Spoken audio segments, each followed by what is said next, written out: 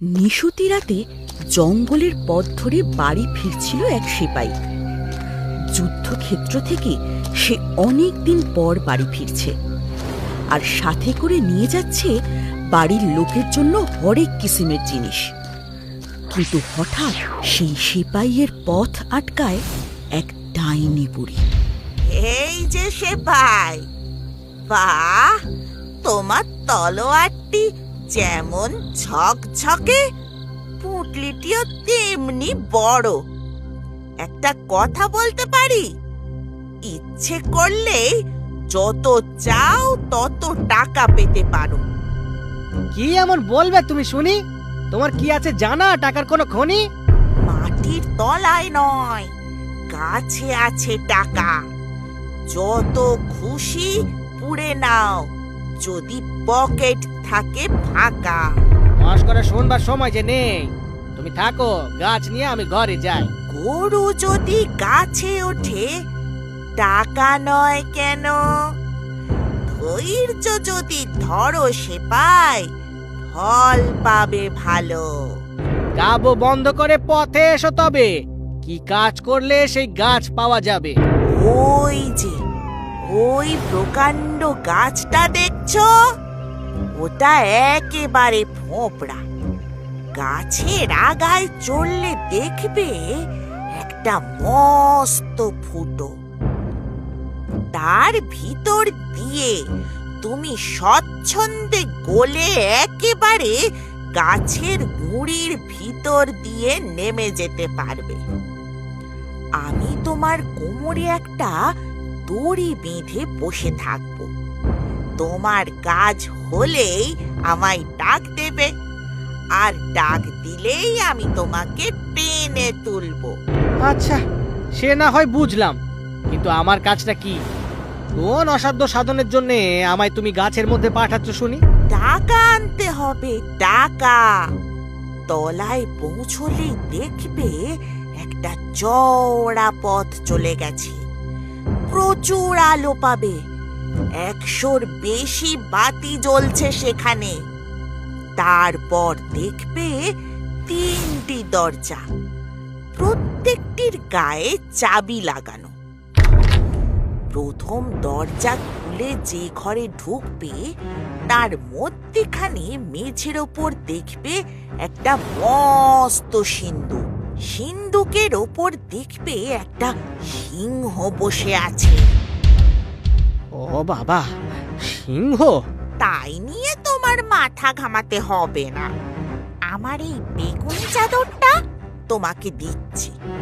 এটাকে মেঝের ওপর পেতে চট করে সিংহের কাছে গিয়ে ওকে আলতো করে চাদরের ওপর নামিয়ে রেখো।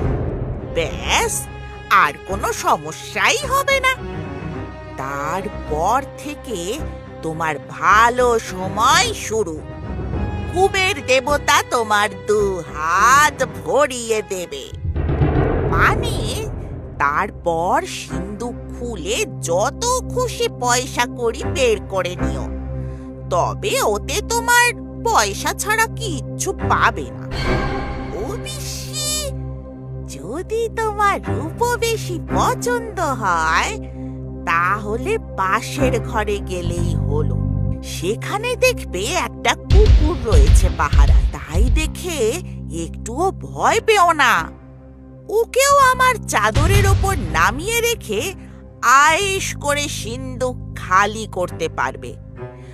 অবশ্য তামার উপর চাইতে যদি তোমার সোনা বেশি পছন্দ হয়, তাহলে 3য় ঘরটিতে যেও।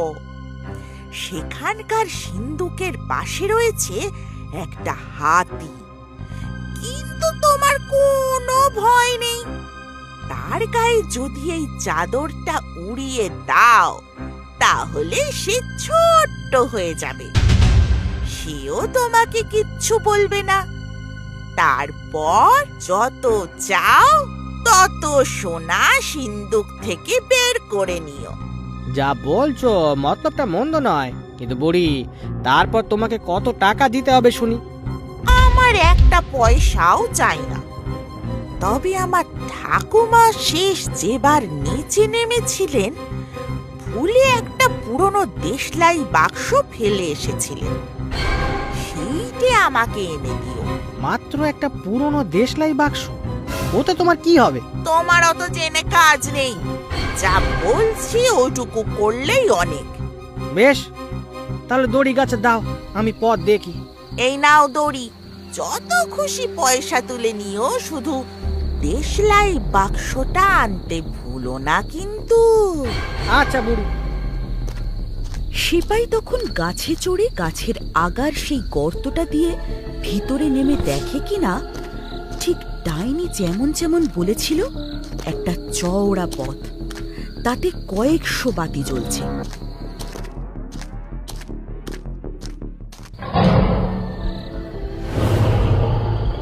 ওরে বাবা, এই সিংহটা তো মনে হচ্ছে আমার দিকেই কটমট করে তাকিয়ে আছে। না না, আমার ভয় পেলে চলবে না। বুড়ি বেশ আসার সময় কি একটা বলেছিল। হ্যাঁ হ্যাঁ হ্যাঁ হ্যাঁ, মনে পড়েছে, ওটাই বরং ব্যবহার করি। বাহ, লক্ষ্মী সিংহ, সোনা সিংহ, তামা সিংহ, রূপ সিংহ। যাক বাবা, সিংহটার তো একটা ব্যবস্থা হলো। এবার পয়সাগুলো পকেটে ভরি।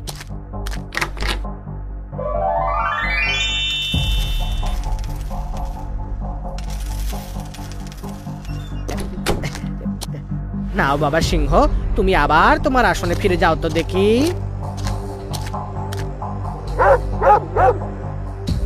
ওরে বাবা, হে কুকুরটা কত বড়! আমার দিকে অমন করে তাকিও না তো বাবা, ওতে তোমার চোখ খারাপ হয়ে যাবে।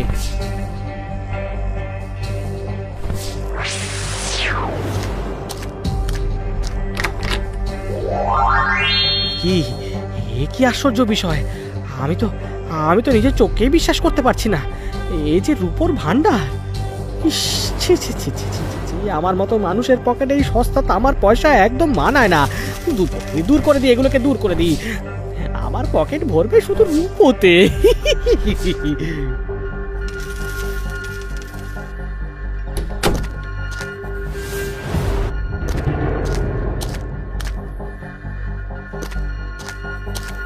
যাই, এবার তৃতীয় ঘরে গিয়ে দেখি ওখানে না জানি কি কি সব আশ্চর্য আমার জন্য অপেক্ষা করে আছে।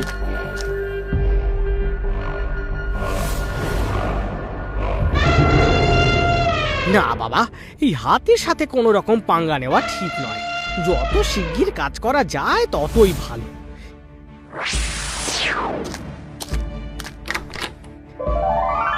ওরে বাবা, এই যে তাল তাল সোনার মোহর! আমার ভাগ্য কোনোদিন এইভাবে চমকাবে আমি তো ভাবতেও পারিনি। আমার পকেটেই সস্তা রূপো মানায় না। আমার পকেটে থাকবে শুধুই সোনা, শুধুই সোনা।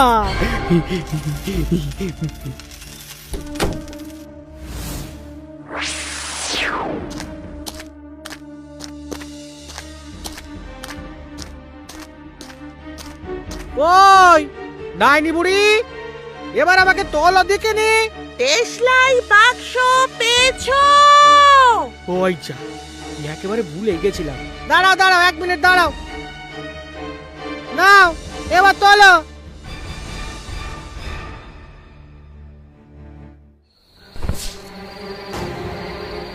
দেশলাই বাক্স দিয়ে তুমি কি করবে? তোমার তাতে কি দরকার শুনি?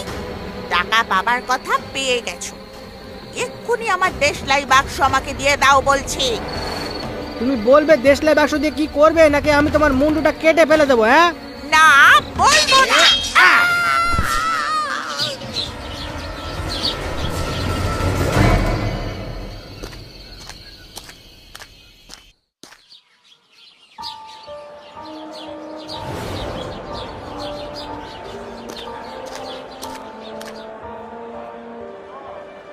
এই শোনো তোমরা, আমি হলাম এই শহরের অন্যতম ধনী ব্যক্তি।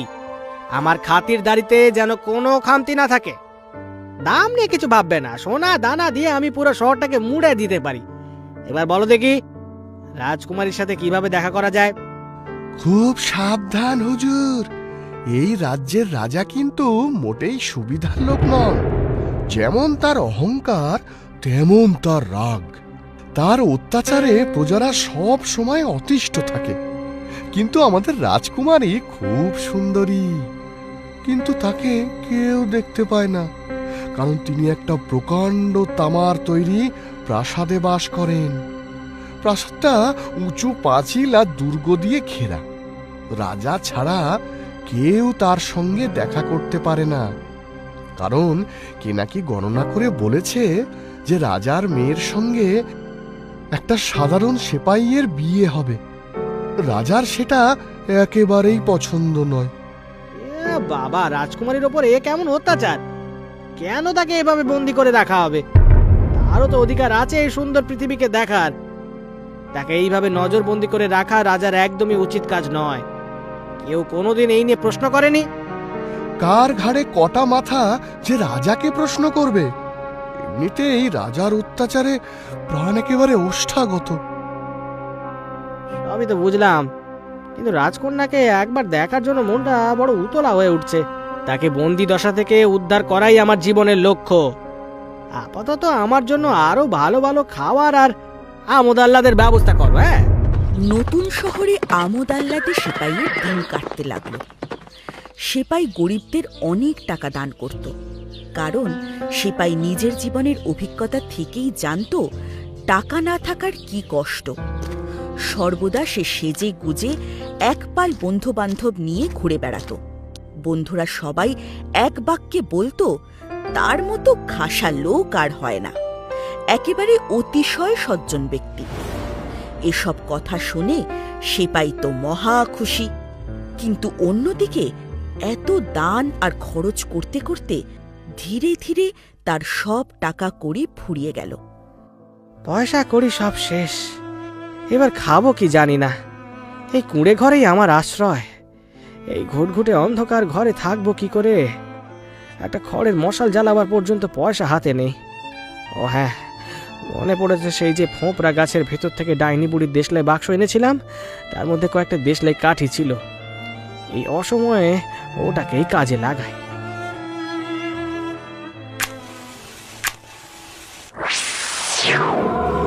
এ বাবা, এ কি হচ্ছে? আমি তো কিছুই বুঝতে পারছি না। প্রভু, দাসকে আজ্ঞা করুন। ও বাবা, এই যে সেই সিন্ধুকের ওপরে সিংহ। যা যা যা, হোস হোস, হাই যা যা যা যা যা।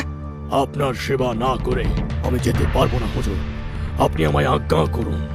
এই তো বেড়ে মজা। দেশলাই বাক্সটা তো খাসা, তার মানে এর সাহায্যে যা চাইবো তাই পাওয়া যাবে। যা আনতে বলবো তাই আনবে।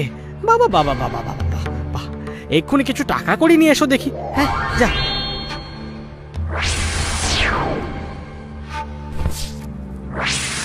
আচ্ছা আচ্ছা, এতক্ষণে ওই চমৎকার দেশলাই বাক্সের আসল গুণ বোঝা গেল।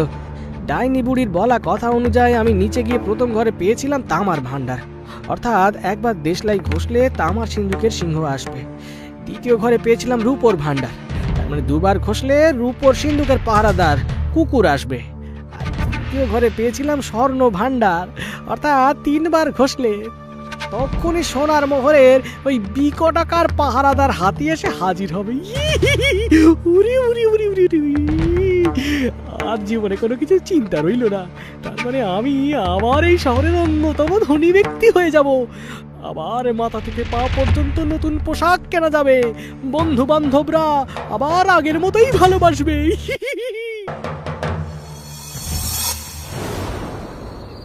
যখনই ওই রাজপ্রাসাদের দিকে নজর পড়ে মনটা কেমন খারাপ হয়ে যায় ওই রাজকুমারীর কথা ভেবে।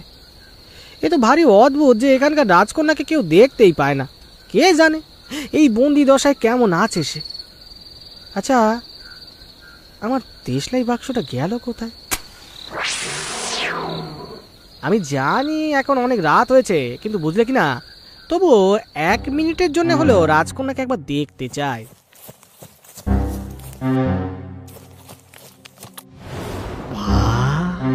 কি সুন্দর দেখতে, কি অপরূপ রূপসী। রাজকন্যার হাতে এই সুন্দর গোলাপটা দি, এটাই তার ফুলের মতো হাতে মানায়।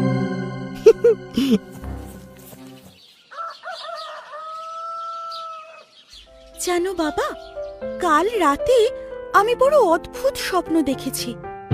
স্বপ্নে দেখলাম যেন একটা প্রকাণ্ড সিংহের পিঠে চড়ে আমি কোথাও একটা গেলাম।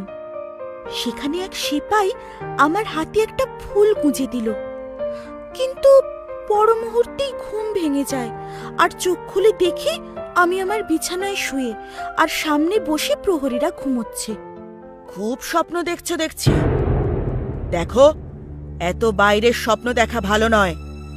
প্রাসাদের বাইরের স্বপ্ন দেখাও তোমার পাপ। ওই তো শুধু স্বপ্নটুকুই দেখি মা। প্রাসাদের বাইরে যাওয়া তো তুমি আমার কবেই বন্ধ করে দিয়েছ। নিজের বাড়িতে বন্দির মতো জীবন কাটে আমার। আহ রানী, রাজকন্যা একটা স্বপ্নই তো দেখেছে মাত্র, সেটা নিয়ে অত জল ঘোলা করো না তো। নে মা, খাবারটা খেয়ে নে। দাসী বলল প্রতি রাতে একটা সিংহ রাজকুমারীর ঘরে আসে আর ঘুমন্ত অবস্থায় তাকে প্রাসাদের বাইরে নিয়ে যায়। কিন্তু ওই সিংহ নির্ঘাত জাদু জানে, তাই প্রাসাদের কেউ সেই সিংহের পিছু নিতে পারছে না। আমায় ওই সিংহের মালিককে খুঁজে পার করতে গেলে অন্য পথ নিতে হবে। রানী কিন্তু ছিলেন ভীষণ বুদ্ধিমতী ও বিচক্ষণ। রানী একটা ছোট রেশমের থলি নিয়ে সেটাকে ময়দা দিয়ে ভর্তি করলেন। তারপর সেই থলিটাকে ঘুমন্ত রাজকুমারীর কোমরে বেঁধে দিলেন। তারপর থলির গায়ে ছোট একটা ফুটো করে দিলেন, যাতে রাজকুমারী এতটুকু নড়লে চড়লে ফুটো দিয়ে একটু একটু করে ময়দা ঝরে। সেদিন রাতে সিংহ আবার এসে ঘুমন্ত রাজকন্যাকে পিঠে তুলে সেপাইয়ের কাছে নিয়ে গেল। তার একবারও খেয়াল হলো না যে প্রাসাদ থেকে সেপাইয়ের বাড়ি অবধি, আবার সিপাইয়ের বাড়ি থেকে প্রাসাদ অবধি আসতে যেতে সারা পথ থলির ছোট ফুটো দিয়ে ঝুরঝুর করে ময়দা ঝরেছে। কাজেই পরদিন সকালে রাজারানী খুব সহজেই টের পেলেন তাদের মেয়েকে রাতে কোথায় নিয়ে যাওয়া হয়েছিল। রাজার আদেশে সেপাইকে ধরে কারাগারে বন্দি করা হলো। উফ, কি বিরক্তিকর! আর কতক্ষণ যে এই অন্ধকারে আমায় পৌঁছতে হবে কে জানে। এদিকে তাড়াতাড়িতে দেশলাই বাক্সটাকেও আবার বাসায় ফেলে এসেছি। আরে না না, তোমাকে আমরা বেশিক্ষণ এই কারাগারে বন্দি রাখবো না। কাল ভোরবেলাতেই মহারাজ তোমার ফাঁসি ঘোষণা করেছেন। একেবারে ফাঁসির মঞ্চেই তোমার এই বন্দিদশা ঘুচবে।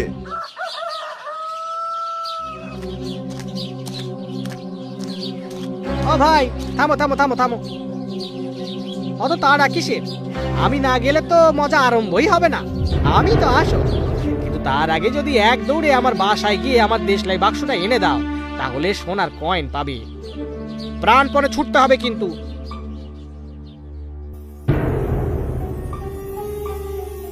সোনার কয়েন?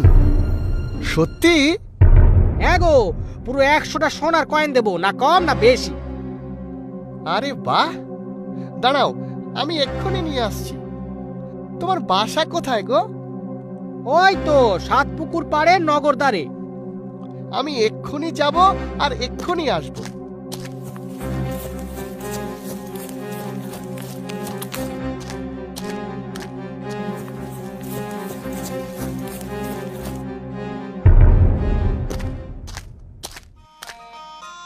আমার একটা শেষ ইচ্ছে আছে মহারাজ। কি ইচ্ছে?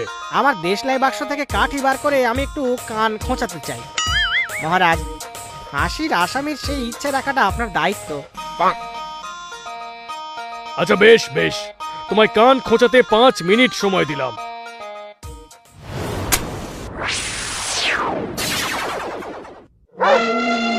যথা আজ্ঞা করুন প্রভু। এবার আমাকে সাহায্য কর, দেখো যেন ওরা আমাকে ফাঁসি না দেয়। বাঁচাও বাঁচাও, সিংহ! বাঁচাও বাঁচাও, সিংহ বাঁচাও! কে কোথায় আছো? বাঁচাও!